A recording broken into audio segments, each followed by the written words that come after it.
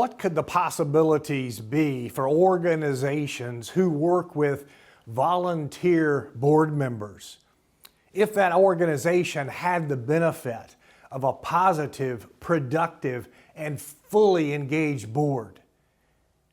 Endless possibilities, right? You can only imagine. Unfortunately, that's not the case for too many nonprofits, associations, chambers of commerce, and yes, even churches. Nonprofit leaders are constantly complaining about their board performance. There's either, on one hand, not enough engagement, or on the other hand, sometimes too much engagement. Does this sound familiar? My work to identify and answer the question, why don't board members do what they're supposed to do, has unveiled a surprising result. Board members nationwide have told me that they are dissatisfied quite often with their board service experience. They've also shared other reasons why good board members become disengaged. They say that nonprofit leaders that they're working with have repeatedly made mistakes in board relationships. There are poor communication practices being followed. And at the top of the list, organizations just simply have the wrong people on their boards. The frustration is real. But the big question is, why? Why does this frustration exist? Board members in their complaints about nonprofit staff and nonprofit staff pointing the finger of blame to board members creates the nonprofit board blame game. So what are the consequences of the blame game? There are no winners in this game, only losers. And who loses? Your mission loses. The cause that you're dedicated to provide for loses. Does it make sense to continue the very practices that don't produce the result you're looking for? No. Transformation to a high-performance board, transformation to a board that gets you the results you want, takes behavior change. So what action is needed for your organization to change the behavior of your board experience, change the behavior that makes a positive difference for board relationships? I'll share with you 3 actions, 3 lessons you can take from my book, Stop the Nonprofit Board Blame Game, that will help transform your organization, help transform your board into a high-value asset. Action number 1, recruit your board members with purpose and process. So what are the steps for recruiting with purpose and process? Number 1, set standards. What are the expectations you want for your board members to have? What skills, what experience are needed? And then follow that up with identifying the who. Create a list, a pool of candidates for those board members who do meet those expectations. Be purposeful in your recruitment. And in that purposeful approach, it's critical that you get clarity on the expectations that you have for your board members, and listen to this when I urge you, get clarity not only on your expectations, but clarity of their expectations. And when you're having the conversation about expectations, be sure to listen for board candidate acceptance.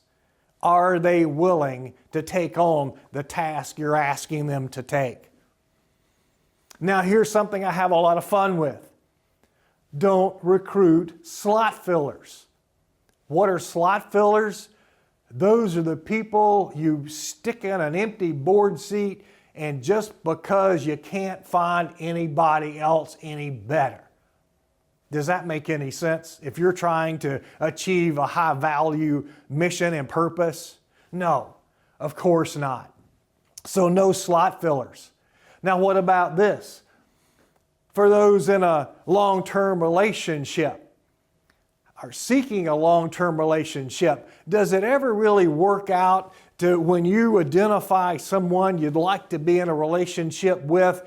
Well, they've got a few flaws, but they're not exactly perfect. I might not be able to get anybody else any better for some time. So what I'm going to do is I'll go with this option, then I can fix them later, right?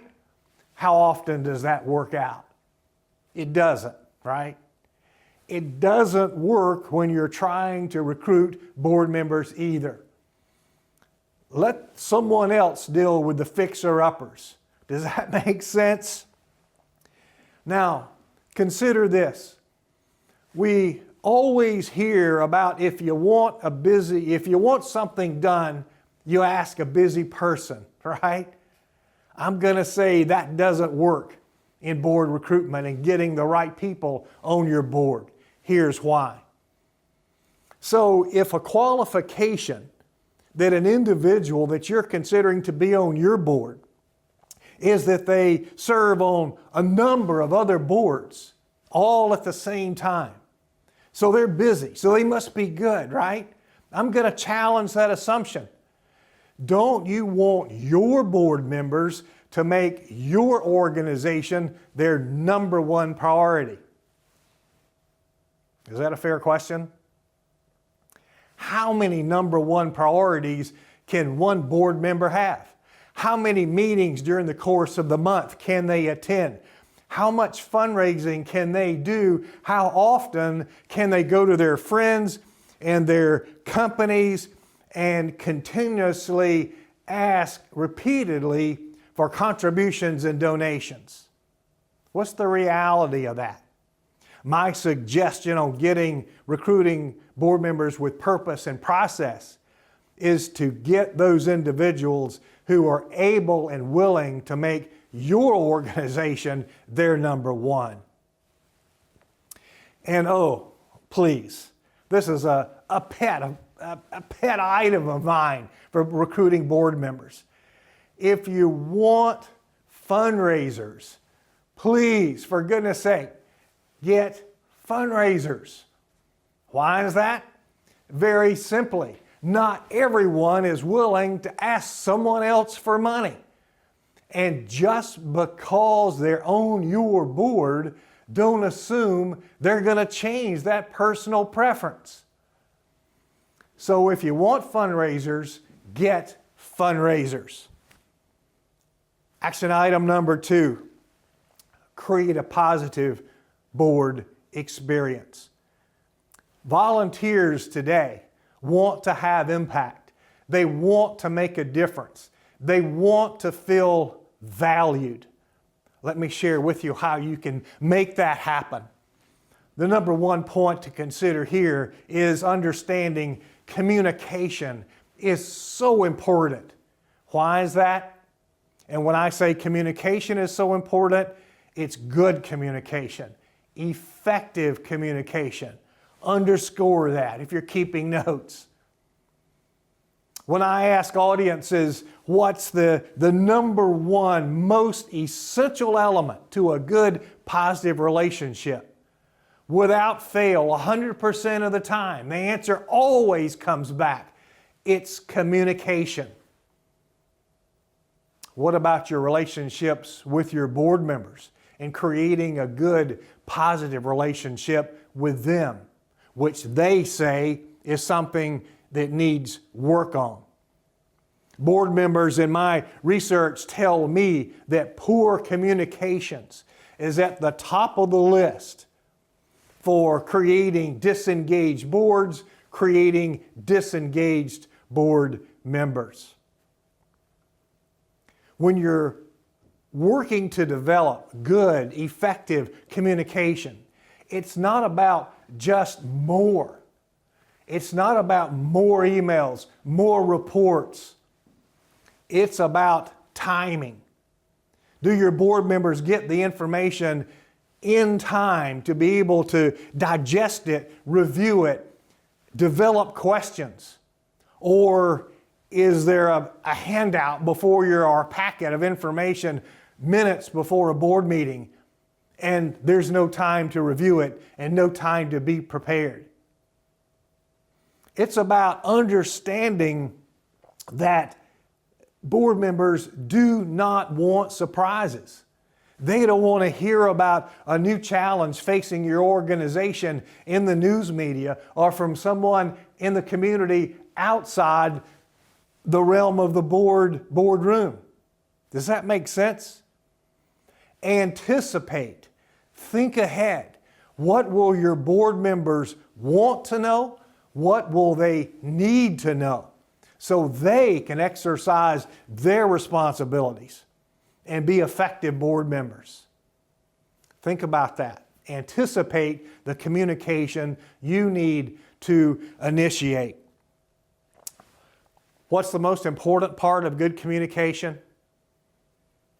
I've learned over 48 years of marriage that listening is so important. Are you listening to your board members? And why is that so important? Listening helps someone, especially board members, feel valued. They feel respected. Their opinions matter. And for all too many situations, the board members are telling me they're shut out.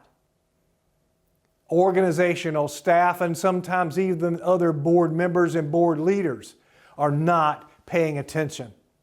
So if you're not listening to me, why am I even on your board? If you want to also create a good, positive board experience, don't waste your board members' time. Make sure meetings matter. Make sure meetings produce a result.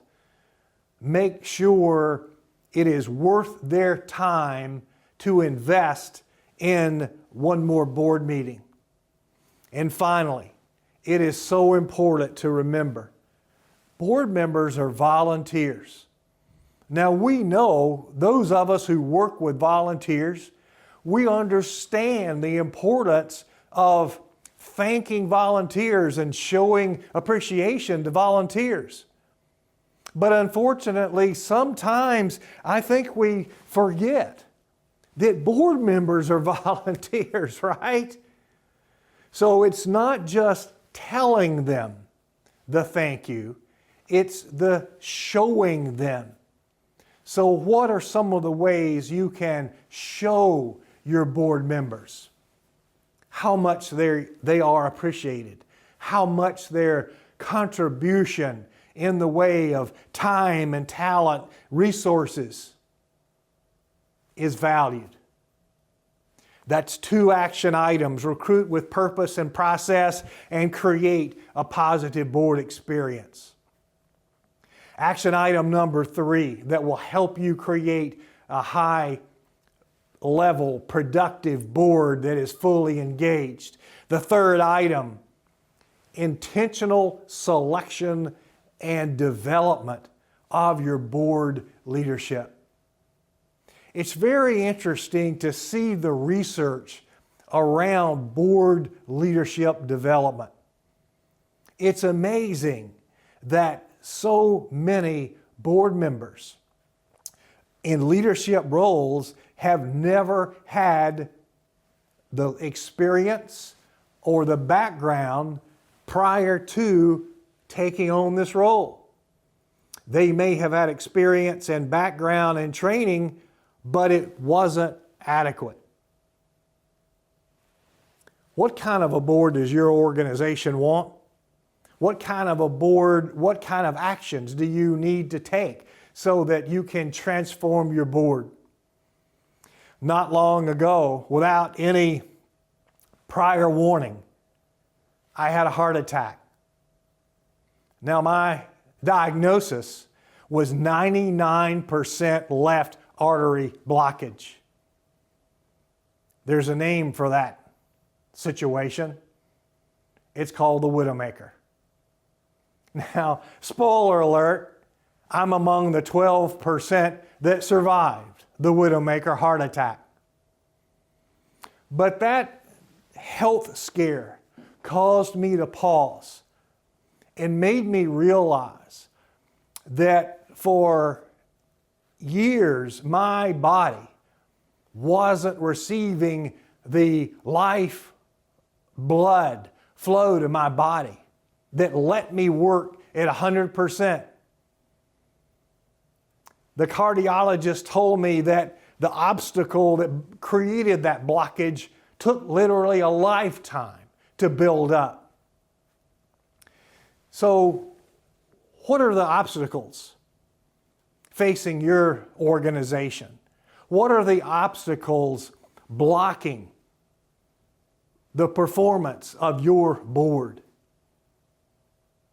Take action on these 3 lessons from Stop the Nonprofit Board Blame Game and transform your board into a high-functioning, positive, productive, fully engaged, high-value board.